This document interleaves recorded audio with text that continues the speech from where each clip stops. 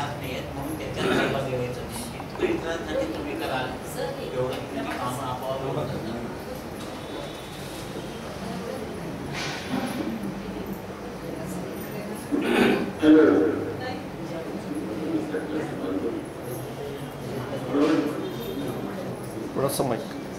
आता आपल्या ज्ञान गुरु होती त्यांनी अनुभव सांगितलं साधना कशी झाली ते. आता आम्ही तुम्हाला विचारापेक्षा त्या म्हणून सांगितलं काय सांगतो तुम्ही मला. आजची जी साधना होती आम्ही रोज साधना करतो साधारणपणे 36 किंवा 39 मिनिटाची असते पण ती करत असताना आम्हाला ती कधी संपलेलं असेल आणि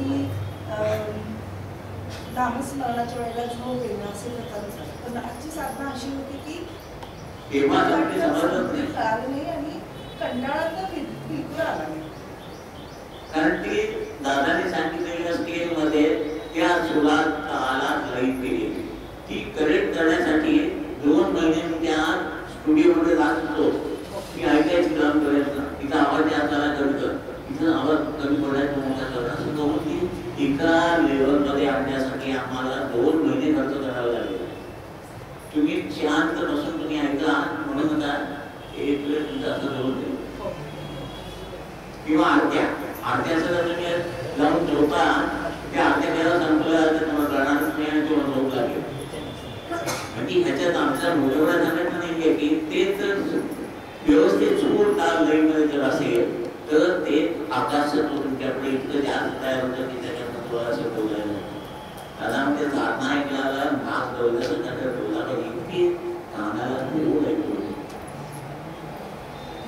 म्हणजे इतकं एकूण करतं त्याच्यात होतं काही वेळेला नव्हतं आणि तसं झाली तर साधना भाऊ लागेल म्हणून मुद्दाम करायचं नाही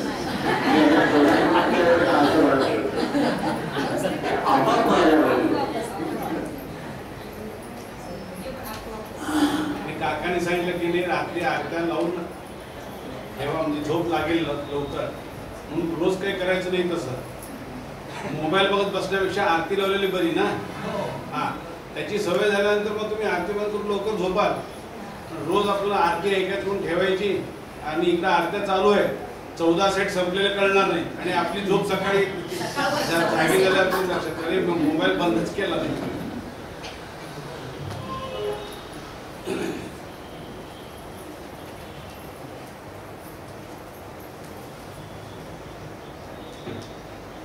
आता कर्म पित्त आणि वात अशी प्रत्येकाची तब्येत असते. मार्ग होतो शांत पित्त होत आणि वात म्हणजे त्या संदर्भात सामुदायिक आरतीमध्ये जे तिन्ही आहेत ते सगळे व्यवस्थित होतात. आता या सामुदायिक आरतीत दुसरे महत्त्वाचे शास्त्रीय कारण असे आहे की प्रत्येकाच्या देह प्रकृतीमध्ये आयुर्वेदिक शास्त्राप्रमाणे कफ पित्त आणि वात हे 3 गुण असतात. तसे ह्या शरीराची ही जी प्रकृती आहे ह्यामध्ये सुद्धा कफ पित्त वात हे आहे. त्याप्रमाणे एकाची कफ प्रकृती असेल एकाची वात प्रकृती असेल किंवा एकाची पित्त प्रकृती असेल तर हा जो कमी अधिकपणा आहे हा या सामुदायिक आरतीमध्ये काय होतो तर जो एक गुण प्रखर असतो व इतर 2 कमी प्रमाणात असतात की ज्यामुळे तुमच्या प्रकृती स्वास्थ्यामध्ये दोष असतो तो या सामुदायिक आरतीमध्ये निवारण होतो. तसेच संगीताची जी उभारणी झाली आहे ती राग व रागिणी यांनी झाली आहे. तर ह्या राग रागिणीमध्ये कफ पित्त वात असे राग आहेत का तर ते आहेत. मालकंस हा कफ प्रकृतीचा राग आहे आणि जेव्हा श्रोत्यांमध्ये गाण्याच्या कार्यक्रमाचे वेळी 25 लोक असतील तर तो मालकंस राग त्यातील कफ प्रकृतीच्याच लोकांना अपीलिंग होईल व ते तो मालकंस राग ऐकताना आहा आहा करून माना डोलावतील व बाकीचे झोपा काढतात. आता समस्त तुमचे भक्तगण बसल्यानंतर ज्यावेळी तुम्ही आरती म्हणता त्यावेळी तुमची म्हणजे वंदनीय दादांची जी आज गुरुकृपा आशीर्वादाने या गुरुमार्गामध्ये प्रगती झाली आहे तशीच प्रगती आपल्याही भक्तगणांची व्हावी ही योजना त्या आरती माध्यमामध्ये अंतर्भूत आहे आणि तुम्ही जेव्हा गुरुर्ब्रह्मा गुरुर्विष्णू गुरुर्देवो महेश्वरः म्हटल्यानंतर त्या लेव्हलवरती या भक्तांमधल्या ह्या 3 म्हणजेच कफ पित्त आणि वात 3 गुणधर्मांमध्ये असलेल्या कमतरता ज्या आहेत त्या भरून काढून देऊन ह्या 3ही तत्वांना तुम्ही सारखेपणाने आरती हे तत्व जोडून देत असतात आणि म्हणून आरती हे साधन किती महत्त्वाचे आहे, परंतु ते साधन भक्तगण अगदी क्षुल्लक मानतात। एक वेळा कप आणि वात या साधनेत आहे पित्त याचा चित्र काय होतं खवळतं ते पित्त खवळू नाही म्हणून आज कित्येक गोष्टी आपल्या ज्ञानाच्या पलीकडे गेलेल्या आहेत किंवा अभ्यासाच्याही पलीकडे गेलेल्या आहेत। सर्वसाधारणपणे कुठलीही एक कला किंवा साधना घ्या तर 64 कला आहेत। आज देवाला आपले जीवन अर्पण केले म्हणजेच आपला विकास होतो आणि इतर वेळेला एखाद्या कलेला आपले जीवन समर्पण केले तर आपल्या जीवनाचा विकास होत नाही असे नाही। देव श्रेष्ठ आणि देवापासून ज्याची निर्मिती झाली ते कनिष्ठ असा भाव नव्हे। आता देवदैविक किंवा वेदवैदिक मार्गामध्ये किती लोकांना आपला मरण काळ समजतो, तर आपल्या अभ्यासासाठी एखादी अलौकिक घडलेली घटना असते ती आपण विचारात घेतो। आता अब्दुल करीम खान साहेबांचे नाव प्रत्येकाने ऐकलेले आहे। आज पंडित भीमसेन जोशी गातात, त्यांच्या गुरूंचे ते गुरु, परंतु संगीत ह्या कलेला त्यांनी इतके वाहून घेतले होते की त्यांच्या जीवनामध्ये त्यांची स्थूल सूक्ष्म कारण ही सगळी किंवा ह्या 3ही देहिक अवस्था ती संगीतमय झाली होती। कशी तर जशी ईश्वरमय असते तशी। ते ज्यावेळी मिरज मुक्कामी गेले त्यावेळेला त्यांना आपला मरण काळ 12 तास आधी कळला होता। त्या वर्षी त्यांना दसऱ्याला म्हैसूरच्या दरबारामध्ये गाण्याचा मान मिळाला होता, म्हणून पुण्याहून त्यांची सर्व शिष्यमंडळी गाडीने निघाली होती। मिरज स्टेशनवर सकाळी रेल्वे गाडी आल्यानंतर ते नमाज पढण्यासाठी प्लॅटफॉर्मवर उतरले, हात पाय धुतले व चटईंत टाकली। बघा आपण गाडी चालण्यासाठी प्लॅटफॉर्मवर उतरलो असतो का? मुसलमान लोक गाडीमध्ये बघत असेल त्यांची नमाज तिथं खालचं दोन बाकामध्ये बसले असतात तर साफ करतात आणि ते नमाज आहे। तुम्ही हसताय का काय नाव देत आहे तिकडे लक्ष नाही देत। आपण तुम्ही काय म्हणते हे आणि बघतात मात्र आपली वेळ झाली की त्या वेळेला ती करायचं। तुम्ही गाडीत असलात ना तुम्ही मोबाईलमध्ये जाऊन कानात घेऊन तुम्ही साधना करा ना। आम्ही जयपूरला सेमिनारसाठी गेलो होतो, 22 जण होतो विजापूरच्या। तर ट्रेनमध्ये जाता आणि येता दोन्ही वेळेला आम्ही ट्रेनमध्ये बोगीमध्ये बसून आम्ही साधना केली। त्यावेळेला बाकीचे लोक शांत आमची साधना वगैरे ते सगळे लोक न बोलता शांत बसले म्हणजे ते काय म्हणते त्याचा विचार नाही करता आपण साधना करायची। आता म्हणून काकांनी पण काल सांगितलं की आपण कुठं दुसऱ्या गावाला गेलो, लॉज मध्ये उतरलो तर तिथेही साधना करायची। गार्डनला फिरायला गेलो तर गार्डन मध्ये बसून साधना करायची। तिथलं वातावरण शुद्ध होतं, त्याला आपण कारणीभूत होतो, पण ही चांगली गोष्ट आहे ना। सगळीकडे स्वच्छता करायचंच काम करायचं आहे आपण। स्वच्छता म्हणजे ही नव्हे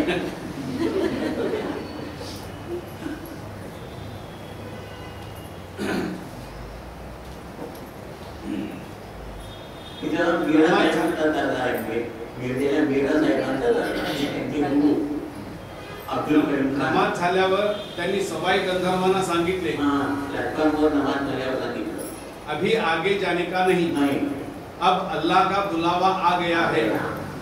जिसने मेरा नाम दुनिया में रोशन किया, अब आखिर का गाना उनकी खुशामत में गाना है। आणि सर्वांना सांगितले की मी येत नाही म्हणून म्हैसूरला तार करा। आणि मग तेथून ते उठून सर्व भक्त मंडळींना घेऊन मीरा साहेबांच्या दर्ग्यात आले. ते त्यांचे उपास्य दैवत. आणि तिथे गेल्यावर सांगितले, मालिक, सब कुछ आपने दिया, दुनिया को मैंने खुश किया, लेकिन फुर्सत नहीं मिली आपको खुश करने के लिए. आपके दरबार में आकर क्षमा चाहता हूँ. आज मैं आपकी सेवा करूंगा. ये आखिरी सेवा है, इसका स्वीकार कर लीजिए.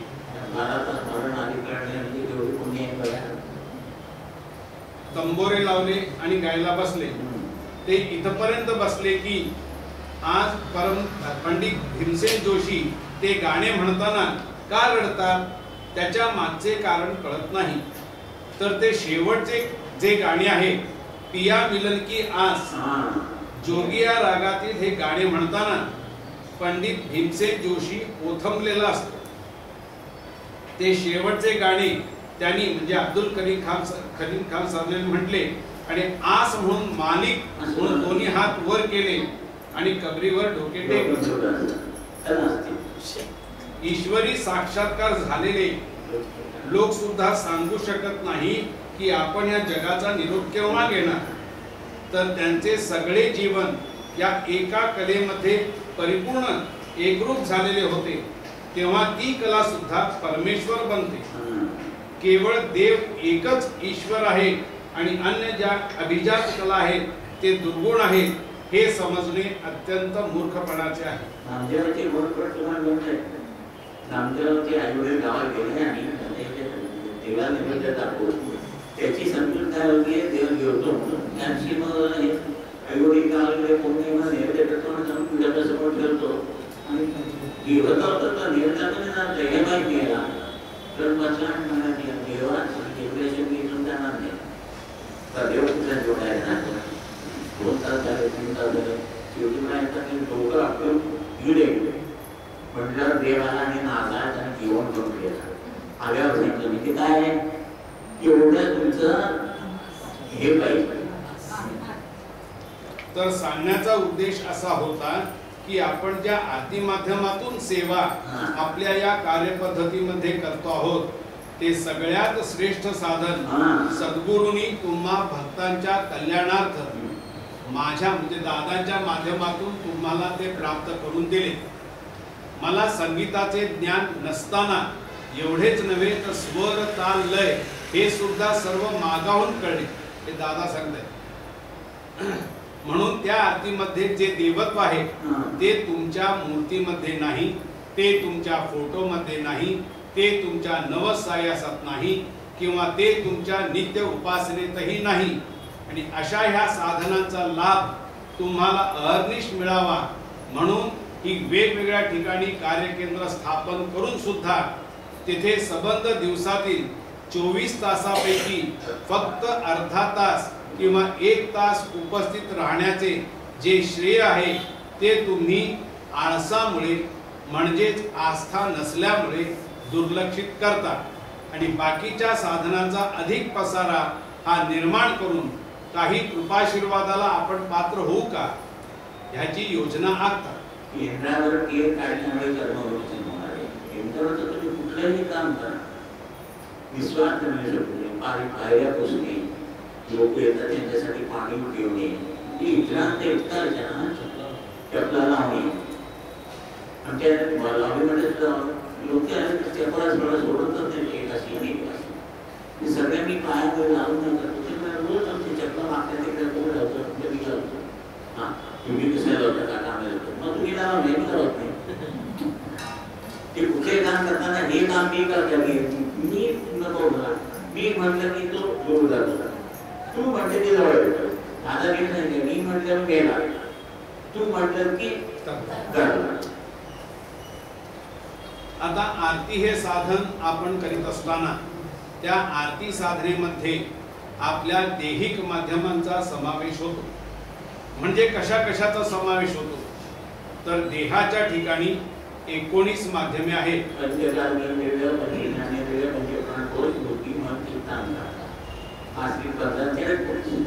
ती म्हणजे 5 कर्मेंद्रिय, 5 ज्ञानेंद्रिय, 5 प्राणकोश, बुद्धी, मन, चित्त, अहंकार ही 19 माध्यमे आपल्या 3 देहाशी म्हणजे स्थूल सूक्ष्म कारण यांच्याशी हितसंबंधित आहेत. आता ह्या सर्वांचा केंद्रीय बिंदू किंवा यंत्रणा बिंदू हा कशामध्ये आहे? समजा एक साधक हा साधना अवस्थेमध्ये आरती करीत असताना ध्वनी लहरी, शब्द लहरी, प्रकाश निर्माण करतो. आता हा निर्माण केलेला प्रकाश व तुमच्या भोवतीने असलेला सूर्यप्रकाश किंवा चंद्रप्रकाश हा जसा असतो तसाच हा असतो का? म्हणजे तुम्ही आरतीमधले पद एखादे म्हणता त्यावेळेला तुमच्या तोंडातला शब्द हा प्रथमतः वाणीतून उच्चारला जातो. त्यापूर्वी तो तुमच्या अंतर्मनात म्हणजे वाचेत असतो. तो तुम्ही वाणीतून ध्वनित करता व नंतर तो लहरी रूपाने प्रवाहित व्हावयास लागतो.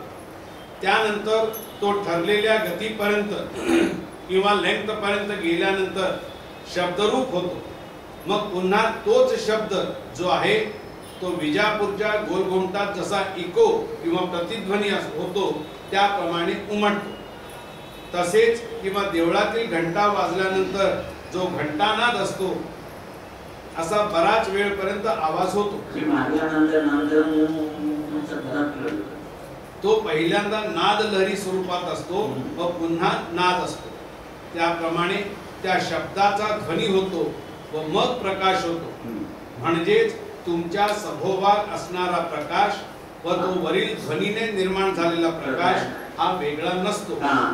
दोन्ही एकच, पण जन्मतः हा प्रकाश बघण्याची डोळ्यातून जाणाऱ्याच्या सवय असल्यामुळे तो प्रकाश त्यातला ह्याच्यात मिसळतो आणि मग तुमच्याकडे बरं समजलं. तर हा सभोवारचा प्रकाश व तुम्ही ओंकार केल्यानंतर तुमच्या ध्वनीतून जी एवढी क्रिया पूर्णत्वाला गेली की तोच ध्वनी प्रकाश या अवस्थेत जातो. तो प्रकाश व तुमच्या आजूबाजूला असलेला वातावरणामधला प्रकाश यामध्ये काहीही फरक नाही. मग फरक काय आहे? तुम्ही हा ध्वनित केलेला प्रकाश जो आहे तो त्या सभोवारच्या वातावरणातील प्रकाशात एकरूप होतो. का तर जन्मल्यापासून आपल्याला वातावरणातील प्रकाश धारण करण्याची सवय ही आई उदरातून लागलेली असल्या कारणाने तो ओंकाराचा प्रकाश म्हणजे जो ओंकाराने निर्माण झालेला नुसता प्रकाश तो धारण करण्याची सवय तुमच्या 19 माध्यमांना नाही. म्हणून तो वातावरणातल्या प्रकाशात एकरूप झाला म्हणजे तो तुम्हाला सहज आणि सुलभपणे धारण करता येतो. आता काही वेळेला असा अनुभव येतो की आरतीत बसल्यावर पेंग येते, पण या उलट पत्ते खेळताना किंवा गप्पा मारताना उत्साह येतो. असे का होते? याचे शास्त्रीय कारण असे आहे की ज्या तुमच्या 19 माध्यमांना हा प्रकाश सेवन करावयाचा आहे त्यांच्यात तो प्रकाश सेवन करण्यामध्ये कमतरता आहे. कारण आपल्या बाजूला असणाऱ्या वातावरणातील प्रकाशामध्ये वाढ किती झाली, मूळ प्रकाश जो आहे आपल्या भोवतीने तो असल्यानंतर आपण चलन वलन करू शकतो. त्याच्यापेक्षा आरतीमध्ये किंवा उपासनेमध्ये प्रकाश अधिक वाढला म्हणजे त्याचा दाब तुमच्या माध्यमांवरती येतो आणि तुमचे डोळे बंद होतात किंवा व्हायला लागतात. साधनेमध्ये सुद्धा नामस्मरण चालू असताना मध्ये आपण कुठून जातो मग परत म्हणायला म्हणजे ते चूक नव्हे. तर ते दडपण डोळ्यात आल्यामध्ये म्हणजे साधना आपली बरोबर होती म्हणजे तो प्रकाश आपल्यापर्यंत येतोय त्याचं ते अनुमान. म्हणजे तुम्हा भक्तगणाला जी काही माझ्या माध्यमातून जेवढी शिकवण देता येईल त्यातले कुठलेही साधन हे अनाठाई किंवा अनावश्यक आणि जे तुमच्या जीवनाला पोषक नाही असे देण्याचे कुठेही चुकून कार्य चालू नाही. अगदी यथोचित चाललेले आहे. आणि कसे तर जसे योग्य पाहिजे तसे. आता कळी असते त्याचे फूल व्हावे म्हणून आपण कळी काढतो व ती हाताने फुलवतो तर फूल उमलल्यासारखे वाटते पण वास येत नाही. म्हणजेच फूल जेव्हा नैसर्गिकरित्या फुलेल उमलेल तेव्हाच सुगंध आणि वास येईल. जबरदस्तीने फुंकून उमलविल्यास ते उमलेल, पण त्याला सुवास येणार नाही. तसेच या साधन मार्गात आपणास साधक सिद्ध व साध्य या अवस्था आहेत. त्या पदाला पोहोचावे म्हणून काहीतरी विलक्षण चमत्कार करणे म्हणजे जबरदस्तीने कळी उमलवण्यातलाच प्रकार आहे. तुम्हाला आरती आता एकदम 8-15 तास महिन्यात कधीच असं नाही. रोज प्रॅक्टिस करता एक वर्ष 2 वर्ष 3 वर्ष मग ते हळूहळू आज म्हणून आज आलो आणि उद्या एकदम असं झालं तर मग मी एक अशी व्यक्ती आहे की जन्मदात्या पित्याला दीक्षा दिली आहे व श्री पंतांनी आपल्या आजोबांना दिली आहे. पण माझ्या वडिलांनी माझ्याकडून एवढ्याच करिता दीक्षा घेतली कारण त्यांना राजयोगी गुरु पाहिजे होता व संन्यासी किंवा दरिद्र गुरु केला तर पुढच्या जन्मी भीक मागायला लागली असती आणि मला आज जे काही प्राप्त झालेले आहे त्याचा अधिकार मला प्राप्त करून देणारा राजयोगी गुरु भेटला पाहिजे असे ते म्हणत. राजयोगी कसं बघा आता तुमची बिंदी हवालमी लोकला देवाची व्यवस्था असं राजयोगी सगळं कसं आहे नाहीतर म्हणाले काय असतात पण आपल्याला मागता राजयोगी गुरु ऑलरेडी मिळाले. आता ह्या साधना जरी कितीही प्रखर असल्या तरी क्रमशः व नियमितपणे त्या करत गेले तर त्या साधनेचा प्रखरपणा कमी होतो व आपल्यामध्ये प्रखरपणा येतो. म्हणजेच आपण जे सौम्य असतो ते प्रखर व्हावयास लागतो व जे साधन आहे ते सौम्य व कमी व्हावयास लागते. हा उपदेश आमच्या वडिलांनी केला होता व तोच मी अंगीकारला आहे. पहिल्यांदा आम्ही नवीन जेव्हा दादांकडे जात होतो त्यावेळेस दादा शिकवताना पहिला ओंकार 10 सेकंदाचा लीड येतात आणि 15 सेकंदाचे ज्ञान, 10 सेकंदाचा ओंकार, 15 सेकंदाचे ज्ञान आणि 20 सेकंदाचं नाम करतो. आता ते 5 सेकंदाचं आहे. म्हणजे पहिल्यांदा आम्ही मम होतो कमी होतो साधन प्रकार होतं. जसं आमचा विकास होत गेला तसं करत आता पहिलं नामस्मरण आता 5 सेकंदाचं आहे. ज्ञानाचे 10 सेकंदाचे आहे आणि नामस्मरणाचे 5 सेकंदाचे आहे. बरोबर आहे. आणि सर्व मंडळ मागले ते 10 सेकंद आहे आणि हा 7 सेकंद म्हणजे साधन कमी होत गेलं. जसे जसे आपण प्रकट होत जातो पहिल्यांदा मांडलं होतं तेव्हा साधन प्रकट होतं. आपण जेव्हा प्रकट झालो तेव्हा साधन मांडलं. परंतु तेच साधन अट्टहासाने लवकर न करता नित्याने एक नियम करून जर त्या क्रमाने केले गेले तर ते साधन कितीही प्रखर असले तरी ते सौम्य होते व साधक प्रखर होतो. तेव्हा सर्वात श्रेष्ठ अवस्था म्हणजे एक आपण करीत असलेली साधना ही आपण जाणणे, 2 त्याचा अनुभव घेणे, 3 नंतर ते अनुभवणे म्हणजे 100% खात्री करून घेणे आणि 4 मग त्याचा अनुभव इतरांना देणे. सोन्याच्या कोंबडीची पण होती इथे कोंबडी दिली तो देण्याच्या दिली यांच्या डोक्यात हे निर्माण झालं आशा ते म्हणजे कोंबडीला मारलं तर सगळी आधी एकटावर पडली. म्हणून एकदम एवढी दादांसारखी अवस्था आपल्याला प्राप्त होती म्हणून सकाळपासून रात्रीपर्यंत 25 वर्ष साधना करायची म्हणजे होणार असं नाही. It is the slow process. हळूहळूच होणार ते आणि तसं शांतपणे ते झालेलंच बरं. या 4 गोष्टी किंवा जबाबदाऱ्या साधकाच्या जीवनामध्ये असतात आणि त्या अवस्थेपर्यंत नेण्यासाठी या कार्याची स्थापना आणि हे कार्य आहे. म्हणजे अशा 4 गोष्टी गुरुमार्गामध्ये या लोक कल्याणाच्या कार्यामध्ये कार्यार्थ दिल्या गेलेल्या असतात आणि ह्या अति उच्च अवस्था ज्या आहेत या साधकाला क्रमाक्रमानेच प्राप्त कराव्या लागतात. एकदम तुम्ही तेथे उडी माराल तर जमणार नाही आणि ते योग्यही नाही. आता वर सांगितल्याप्रमाणे साधना जाणवून देणे किंवा साधना कशी करणे हे सर्व सांगून झाले. म्हणजेच तो कार्यकारण भाव संपला. पंतांचे ते जे पद आहे की जाणणे नेणणे तवपायी वाहणे हेच त्याचे उत्तर आहे व तोच सारांश आता मी सांगितला. आता आतापर्यंत ज्या साधन सिद्धता प्राप्त केल्या त्या गुरुना गुरुदक्षिणा म्हणून अर्पण कराव्या लागतात. तसे महारुद्र स्वाहाकार या ज्यावेळी केला त्यावेळी श्री सद्गुरूंच्या चरणापाशी मी सेवा मान्य करून घेतली आणि ज्या सिद्ध सिद्धांत पद्धती तुमच्या प्रापंचिक जीवनाच्या कल्याणार्थ आणल्या त्या गुरुदक्षिणा म्हणून त्यांना एवढ्यासाठी दिल्या की त्यांनी त्या तुम्हा भक्तगणांना द्याव्या. म्हणून माझ्यापाशी ठेवून त्या तुम्हाला देता येत नाही. हा गुरुमार्गातला नियम आहे. अत्यंत बिकट मार्ग आणि अत्यंत सुलभ मार्ग दोन्ही गोष्टी, पण ज्ञान झाले तर सर्व काही आहे. आज ही माध्यम कार्यार्थ तयार झाली तर हे सिद्ध का झाले, कसे झाले? काल जे लोखंड होते त्याचे सोने झाले. आता सोन्याचा परीस होण्याची वेळ आली आहे. लोखंडाला सोनं परीस लावला तर सोनं होतं, पण लोखंड परीस होत नाही. पण दादाने आपल्यासारखं आमच्या लोखंडाला लावून परीस केला.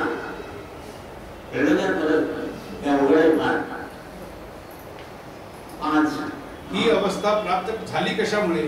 तर आपल्याला जो बहुमान हे ते तुम्ही बहुमान प्राप्त झाला आहे ह्या जगतामध्ये, त्याचा यत्किंचितही लोभ न ठेवता गुरूंच्या चरणाशी ठेवले. हे तुम्ही दिले होते, माझ्या जीवनाचे सार्थक झाले. आता माझ्या माध्यमातून जे माझे भक्त आहेत त्यांचा उद्धार करण्यासाठी हीच झोळी पुढे जाणार आहे किंवा जायची आहे. ही नाथ परंपरातील नाथपंथातील परंपरा आहे. म्हणून आज मी झोळी तिकडे ठेवून दिली आहे. तुमचे भवताप इत्यादी इत्यादी आता सर्व तिकडे. तर साधा विचार करा की तुमच्याकडे गॅस आहे, तो मोठा आहे, त्यावर लहान वाटी ठेवली तर जळून जाईल. भरपूर आहे सर्वांना देऊन मोठ्या पातळीला ठेवलं तर पातळीला नुसतं एकच असेल तर जळून जाईल. तर मोठे भांडे त्यावर ठेवायचे. आता तुम्हाला संज्ञान करण्याचा काळ आला आहे. म्हणजेच तुम्हाला साधक सिद्ध व साध्य ह्या अमौलिक व असाध्य अशा साधना प्राप्त करून देण्याचा काळ आला. अशा वेळी माझ्या मुलीचे लग्न केव्हा होणार म्हणून प्रश्न विचारतात. याचा अर्थ काय? तुम्ही माझे भक्तगण व तुम्हाला दुखवायचे नाही म्हणून मी तुमच्या प्रश्नाला उत्तर देतो. पण मला हे कळते की मी हे करणे इष्ट नाही. कारण ही शक्ती चांगली आहे म्हणून दादाने उदाहरण दिलं. संडास धुवायला केशराचं पाणी वापरत नाही. संडास धुवायला केशराचं पाणी वापरत नाही. केशराचं पाणी तेव्हा ही तुमच्या मुलीचं लग्न करणं अगदी नॉर्मल आहे. त्या शक्तीला तुमचं जीवन ईश्वरमय करायचं, कार्य मोठं करायचं आहे. तेव्हा अशी प्रश्न हे होणार. तरी सुद्धा ते करायला तुम्ही भाग पडता आणि तुमच्या त्या प्रश्नाला निवारण करण्याची माध्यम इथे तुमच्यासाठी तयार ठेवली आहेत. परंतु आपल्यामध्ये व्यक्तिपूजनाचे महत्व दांडगे आहे ना. म्हणून माझे जे काही करतील ते दादाच, पण दादाच्या बरोबर इतरही आहेत ना. आतापर्यंत गुरुमार्गात हेच विपरीत घडले. आता काय करतील ते दादाच म्हणतात तर कुठे जावं लागेल? कोणते आहे म्हणून आता तिथं ते कोल्हापूरच्या केंद्रात आहे आपला विजयपूरच्या केंद्रात हे सेवक असतील, त्यांची पुढे असतील. ती काय त्यांची एक्सपिरियन्स असेल ते त्यांची तयारी तेवढी झाली. त्यांना बसलो आज ते निरभ्र सांगतात, त्यांची कामं करतात. आम्ही आपल्याला सरकून त्यांना तयार करायचं. पण त्यांनी मोठ्या आपल्या अमुकाला सरकून कोणी यांना बसवायचं तर कुठं जाईल ना मार्ग. काय करेल ते मीच म्हणतात तसं होणार. आतापर्यंत गुरुमार्गात हेच विपरीत घडले. व्यक्तीमध्ये एकाच व्यक्तीला महत्व असं नाही करत. एका व्यक्तीपुरताच गुरुमार्ग राहिला. त्यानंतर त्यांची शिष्य परंपरा राहिली नाही. पण आपल्या या समितीच्या कार्यामध्ये ही शिष्य परंपरा अशीच पुढे जाणार. म्हणून मध्ये बसतो आणि बाजूला सेवक बसलेले आहे, कोण व्यवस्थित असं स्वीकारत म्हणतोय, कुणाचा आवाज थांबलाय, कोण काय करू शकते, हे सगळं बुजवून काढायचं अंगावर म्हणाले तर पुढं होईल तयार होते. यासाठी तुम्हाला सर्वांना हात जोडून प्रार्थना की एकाच माध्यमावर विसंबून राहून त्याचाच लाभ घेण्याचा प्रयत्न करू नका. ज्यांना सेवक म्हणून नियुक्त केले आहे, हा काही आमचा छंद नाही की एकमेकांच्या डोक्यावर हात ठेवण्याचा त्याचा लाभ घ्या. तर आधी हे प्राप्त होणे कठीण व ह्या जन्मामध्ये अत्यंत दुर्लभ अशी ही अवस्था आहे. सर्व काही मिळेल पण गुरुतत्व व गुरुप्रसाद मिळणार नाही. तुम्ही 1,00,000 रुपये मिळवाल, घालवाल, परत मिळवाल, पण गुरु नाही मिळायचा. गुरु हा आयुष्यात एकदाच मिळतो. टोप्या घालणारे खोटे 100 गुरु मिळतील. मग तुम्हाला काय पाहिजे? खरा गुरु पाहिजे. म्हणजे या सर्वाचा प्रतितार्थ काय? तर गुरुमार्गाकडे किंवा समितीच्या कार्यात केवळ अडीअडचणींचेच प्रश्न सोडवण्याचे कार्य हे या समितीने अंगीकारलेले नाहीये. तर समितीच्या एकंदर कार्याची तपासणी करून पाहिली तर काय काय व कोणकोणत्या प्रकारच्या कार्याची जबाबदारी समितीकडे आहे. 1. धर्म जो आहे त्याचे पुनरुज्जीवन करणे. 2. कर्मबंधनातून मुक्तता करणे. 3. तुमच्या प्राप्त जन्माचे सार्थक करणे. 4. त्या प्राप्त जन्माचे तुम्हाला यथार्थ ज्ञान करून देणे. आणि 5. तुम्ही इतक्या अवस्थेतून गेल्यानंतर जे तुम्ही प्रश्न म्हणून विचारावयास आला होता ते प्रश्न तुम्ही इतरांचे सोडवायचे. म्हणजे समितीच्या कार्यामध्ये किती विषय अंतर्भूत आहेत, जे पुढच्या काळात किंवा पुढच्या पिढ्यांना ज्या गोष्टी जीवनामध्ये प्राप्त होणे अत्यंत कठीण व दुर्लभ होणार आहे त्याचा पाया आज आपण तयार करणार आहोत. ही मोठी जबाबदारी दादा या सर्वसामान्य व्यक्तीने टाकलेली नसून ती ईश्वराने आपल्यावर टाकली आहे. अशी ज्या वेळेला तुम्ही भूमिका निर्माण कराल त्याच वेळी तुम्ही इतरांच्या दुःखामध्ये वाटेकरी व्हाल.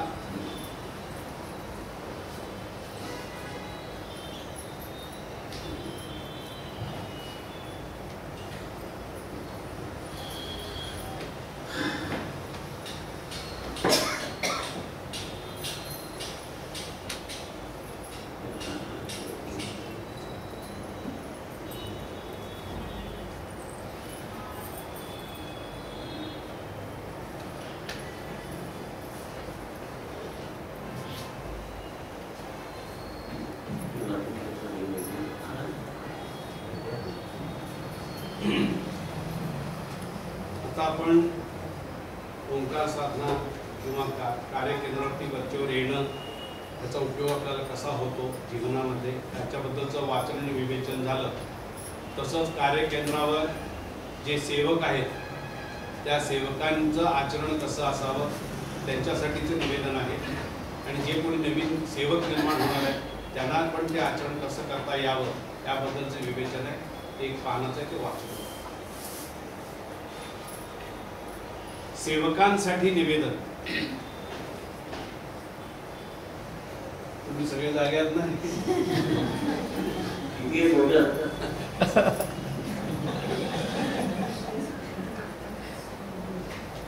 सेवक साधक यांनी सकाळी लवकर उठावे.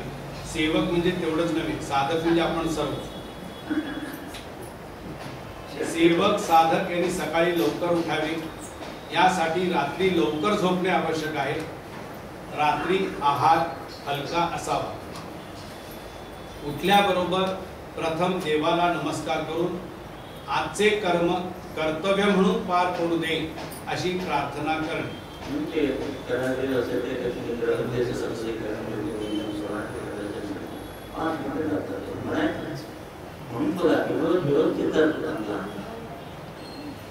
जमल्यास थोडा व्यायाम करून नंतर आंघोळ इत्यादी झाल्यावर शक्यतो आपले आतील कपडे धुवावे, नाहीतर साबणाच्या पाण्यात भिजवावे. आपले कर्म आपण धुवायचं म्हणून मांजराच्या योनीतून आणलं. प्रत्येक योनीतून आणताना एक गुण देत 84 लक्ष योनीमधून 84 गुण देऊन तुम्हाला हत्तीच्या जीवनात सुद्धा आला तर हत्ती बघा एवढा मोठा आवडलेला असला तरी खाण्यामध्ये एखादी सुई असेल तर त्या हत्तीच्या सोंडेला टोक असतं, त्या टोकाने ते असं बाजूला करतो सुई. तसं तुम्ही असं आपल्याकडे काय आपल्याला जे काही बोचत असेल ते बाजूला गेलं पाहिजे. मांजर सगळं सगळं धुवून जाते. शिटायला गेलं तर मी गेल्यानंतर त्याच्यामध्ये माती झालं. म्हणजे स्वतःचं कर्म स्वतः धुवायला शिकायचं. म्हणून आपले कमीत कमी आपले कपडे आहेत आपण शक्यतो धुवायचे, नाही तर साबणाचं पाणी घेऊन त्यात भिजवून ठेवायचं. आपण येतात पहिल्यांदा येतात आमच्याकडे पहिल्यांदा हे वाचल्यापासून मी पाणी घेऊन ठेवायचं आणि त्याने काठी ठेवायचे, हे कपडे टाकायचे आणि ते भिजून ठेवायचे. म्हणून मांजराचे योगीतून आणतात. आपले कर्म आपण धुवायचे. पुरुषांनीच देवाची पूजा करावी. पुरुषाने पूजा करायची, बायकांनी का करायची नाही. बायकांना कर्म नाही आहे. काल सांगितलं होतं की पाणी घरामध्ये विधी असतो त्यावेळेला बायको आपलं कर्म नवऱ्याला द्यायची, कारण तिला पुढे ती मिळवायची, त्यांचं कर्मधान व्हायला जागा पाहिजे. आता नवऱ्याचं कर्म डबल झालं म्हटल्यानंतर ते सेवेने अनुकूल करायचं आहे. म्हणून तुम्हाला अन्नपूर्णा आणि वाढ दिले, त्याची सेवा करायची आणि मग ते कर्म अनुकूल करून द्यायचं सेवेने. पुरुषांनी देवाची पूजा करायची, बायकांनी सर्व तयारी करून द्यावी. तुम्ही गंध फूल गंध वाढ द्या, फुलं देवा, सध्याचं नैवेद्य निरंजन केवळ तेल लांडुळे हे सगळे तयार करून द्या. पण आंघोळ पुरुषांनी नंतर ओंकार साधना व दैनंदिन प्रार्थना ही केलीच पाहिजे. त्याच्यातूनच तुमचे उज्ज्वल भविष्य घडणार आहे. फक्त दादाबाबांचे फोटो प्रतिमा यांचे पूजन करणे, रूढी परंपरा बंद. उपास तपास संकल्पी श्राद्ध पक्ष नवस सायास दीड नमस्कार वटपौर्णिमा हरितालिका गणपती इत्यादी इत्यादी सर्व काही न करणे म्हणजे खऱ्या अर्थाने उपवास, म्हणजेच गुरूंच्या जवळ असणे. उमगले जन्माचे कारण म्हणजे जन्माचे कारण कर्म शून्य करणे हे आहे. कर्म शून्य करण्यासाठी हा देह साधन म्हणून दिलाय. ते सोडून आपण सगळे पाहिजे ते कर्म शून्य करणार का घेतलं. जन्माला येण्यापूर्वी काय होता कर्म शून्य करायचं. पण विकाराला सब्जेक्ट झालं म्हणजे विषय वाढले. यासाठी आज्ञाने देह धारण केला आहे. रूढी परंपरेतून कर्म शून्य नाही होत तर ते वाढते. देहाने सेवा करायची, बंधनाने नाही. म्हणून दादाने कुठे बंधन नंतर एखादा पावसा वाटला खावा, आता मोदक पावसा वाटला खावा, गणेश प्रत्येक मोदक खाला की गुरुवारी म्हणजे सावल्या खिचडी खाली की असं नाही. बंधनाने सगळं करायचं म्हणून कुठे बंधन घातलं नाहीये.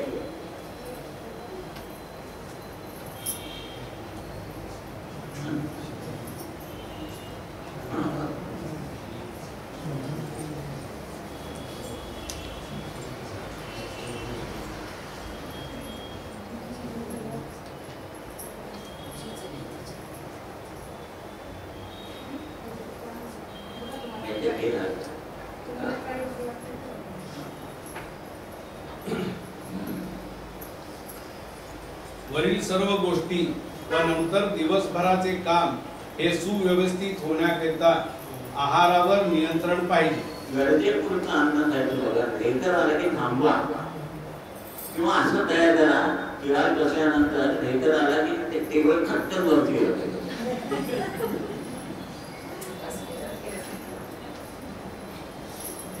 करून बघा. त्याच्या पचनाची शक्ती खर्च होती आणि मग आपल्याला शिल्लक राहते. आळस येतं, आळस आलं मागचं काम उद्या करूया ना, स्वाद असं राहत नाही. गरजेपुरते अन्न सेवन करणे, आवड निवड करूच नाही. आता आवड निवड का करू नाही सांगा. तुम्ही रोगाला आमंत्रण देता. तुम्ही कसं आता तुम्ही सावकाश तुला देतो का रोज दूध चालवता नाही. दूध उकळलं नाही तर काय होतं घातली का. म्हणजे उकळायला त्याला बरोबर भरपूर शक्ती किंवा गॅस लावून ते उकळायचं तुम्ही थांबायला पाहिजे. तसं तुम्ही किरवायला सुरुवात केल्यावर पहिला घास तोंडात घेतल्याबरोबर पचनक्रिया चालू होते. त्यावेळेला दैहिक आणि आत्मिक दोन्ही शक्ती हे कार्य करतात. आता तुम्ही एखादा पदार्थ आवडत नाही असं म्हटल्याबरोबर ती आत्मिक शक्ती बाजूला सरकते. फक्त दैहिक शक्ती म्हणजे उष्णता कमी झाली असं अन्न तुम्ही खाल्लं की ते जाऊन आत गेलं ते पचन होत नाही. पचन का होत म्हणजे दूध गरम करून उकळायला गॅस जसा कमी पडतो तसं अन्न पचन होऊन त्याचा सत्वरस निघायला आत्मिक शक्तीची कमतरता होते आणि मग ते अन्न पचत नाही. आता पीठ पचलेल्या अन्नापासून नासकरंत तयार होते. आता नासकरंत जर डोक्याकडे घेतल्यावर चांगले विचार येतील का? आणि मग त्याच्याने रोग निर्माण विचार चांगले नाही झाले मग त्याच्याकडे म्हणजे रोगाला आमंत्रण म्हणून आवड निवड करायचीच नाही. पहिलं वाढलेलं असेल ते गुरुंच्या प्रसाद खायचं. जी आता काय करा जी आवडते ते तुम्ही खातात. आता काले भाजी आवडत नाही उद्यापासून खायला चालू करायचं. मेथीची भाजी मेथीचा वास येतो शिरी खायची. शेपू नको मेथी नको एखादा भाजी नको एखादा पोळी नको. जेवण करायचं कसं पाठवणं असेल तर ते एकाला मग पीठ पाहिजे एकाला भाकरी पाहिजे एकाला पोळी पाहिजे आणि एकाला पेड पाहिजे. जसं अन्न खाऊ तशी वृत्ती तयार होते. एक साधू होता निघाला होता आता वाटेत नाही का घरात सुटला तिथे जेवला आणि रात्री सुटला. सगळे जास्त तांब्या आपल्या डोळी घालून घेऊन गेला लांब गेला की रात्री अन्न खाल्लेलं सगळं गेला परत आला आणि तांब्यात गेला तर ते चोराचं घर होतं. सगळं चोरी करून आणलेलं आणि ते चोराचं अन्न खाल्यावर विचारलं गेलं आणि अन्नापासून गेल्यानंतर पुन्हा विचार जागेवर ते आला आणि तांब्यात गेला. म्हणजे इतकं त्या अन्नाचा प्रादुर्भाव आपल्या शरीरावर होतो. म्हणून समोर अन्न आलेलं कसा अन्न खायचं चांगलं रक्त तयार होईल. फुलाची उपासना करायची फुलोपासना धर्म फुलाच्या फुलोपासना हे त्याला मग खाल्लं की त्यातनं चांगलं रक्त निर्माण होईल आणि त्या रक्तापासूनच बीज निर्माण होतं. म्हणून सांगितलं तुकारामांनी काय शुद्ध विजयापोटी त्याचा बाप 2 पिढ्या पितो मुलगा 4 पितो आणि नाक 10 पितो. म्हणजे हे विकास झाला का कळलं ना मला काय म्हणायचं ते. म्हणून समोर आलेला गुरुप्रसाद म्हणायचं पहिला वास्तवता निवेदन करून द्यायचा. असंख्य आत्मीयकडे फिरत असतात रंगवंशी त्यांना ते द्यायचं प्रयत्न म्हणजे ते सगळे बाहेर गेलं की आपलं चांगलं अन्न आपण खायचं. चांगले विचार निर्माण होतात. चांगले विचार आले की आचरण चांगलं होतं आणि मग सर्वांना त्याचा म्हणून वंदनीय दादांनी एक वाक्य सांगितले आहे की जोपर्यंत अन्नमय कोशावर आपण विजय मिळवत नाही तोपर्यंत परमेश्वर प्राप्तीचा दिग्विजय आपण करू शकत नाही. अशा तऱ्हेने जे अन्न समोर येईल ते प्रेमाने गुरूंचा प्रसाद म्हणून सेवन केल्यावर जिव्हेचे रूपांतर जिव्हा असे होते. नंतर त्यातूनच जिव्हाळ्याचे प्रेम स्त्रवते. तसेच पुढे जाऊन त्याचे रूपांतर रसनेत होते.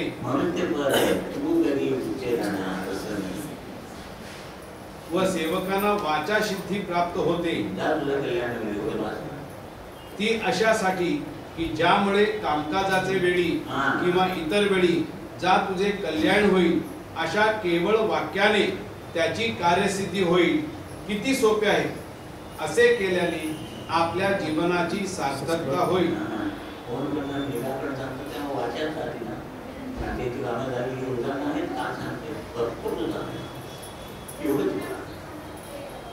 यासाठी दिलेली उपासना म्हणजेच ओंकार साधना ही करीत राहावी. देव निश्चित फल देणार आहे.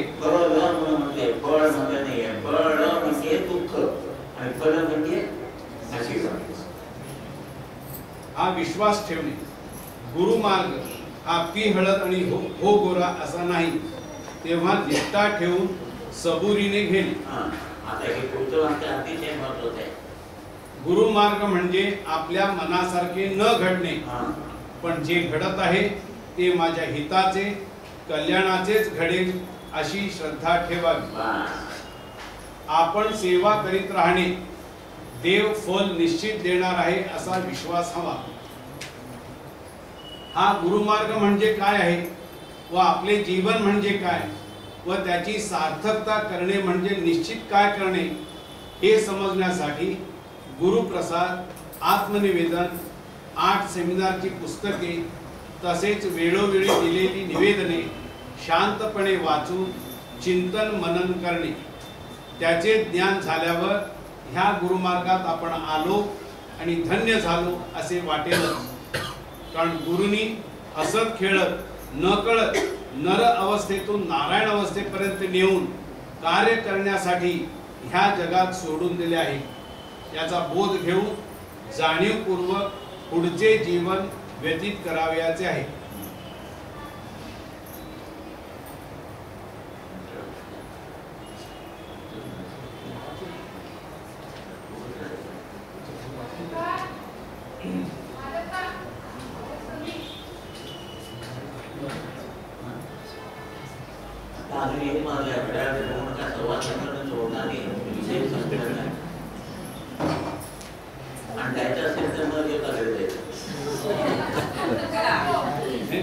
तसं होणं शक्यच नाही.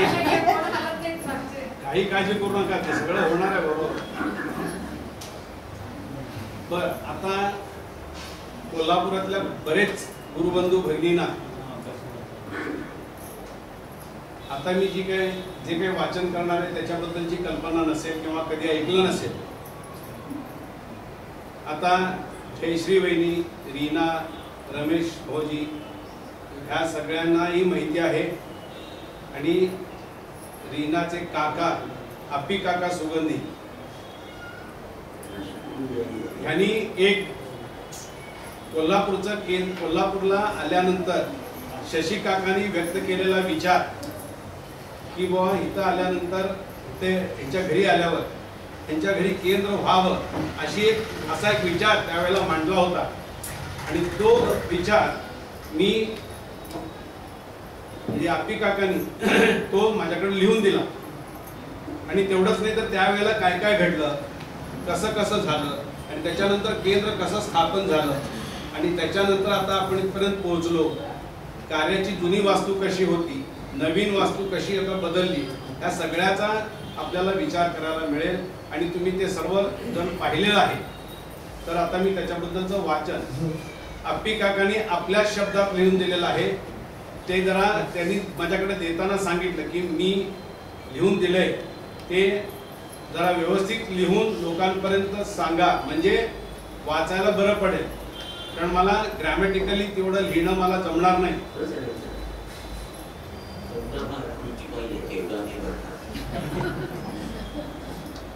अप्पी काकांचा सर्वात मोठा गुण असा आहे की सगळं करेल आणि आपण बाजूला राहील.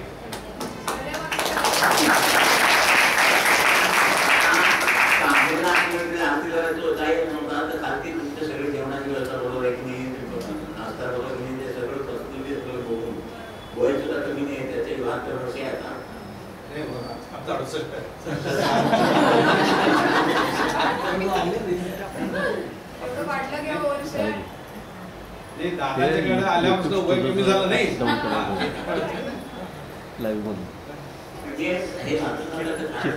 आमचं केंद्र पहिल्या घरातून जेव्हा बाजारात यांच्या दुकाना शेजारी जेव्हा आलं तेव्हा पहिला सेवक आलेला आहे.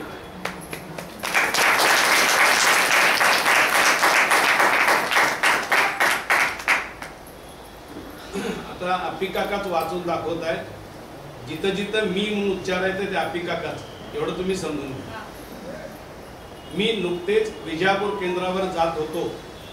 केंद्रासमोरच आमचे दुकान होते जे अजूनही आहे. केंद्राच्या ठिकाणी केंद्र त्या ठिकाणी चालू होऊन 3 वर्षे झाली होती, तरी पण मला जाण्याचा योग आला नाही. गल्लीतील लोक विचारत होते इथे देऊळ आहे असं म्हणतात, पण शिखर नाही. मी त्यांना समजावत होतो आणि सांगत होतो ते शिखर नसलेले देऊळ आहे. तिथे रोज आरती होते, तुम्ही जात जा. एके दिवशी श्री काकांनी मला विचारले की रोज तू सकाळी उठून काय करतोस? तर मी त्यांना म्हटले की मी सकाळी क्रिकेट खेळायला जातो. ते म्हणाले बर रोज जात जा, पण तू ज्या दिवशी जाणार नाहीस किंवा पाऊस पडून ग्राउंड ओले झाले असेल तेव्हा खेळता येणार नाही, त्या दिवशी तू केंद्रावर ये व मला मदत कर. आता म्हणजे बघा विचार करण्याची पद्धत. तू येत नाहीस तर यायलाच पाहिजे उद्यापासून असं नाही. जेव्हा तुला तिथं जाणं होणार नाही तेव्हा ऐक. म्हणून सगळं तयार नाही, तुझ्या मला 100 जण तयार नाही.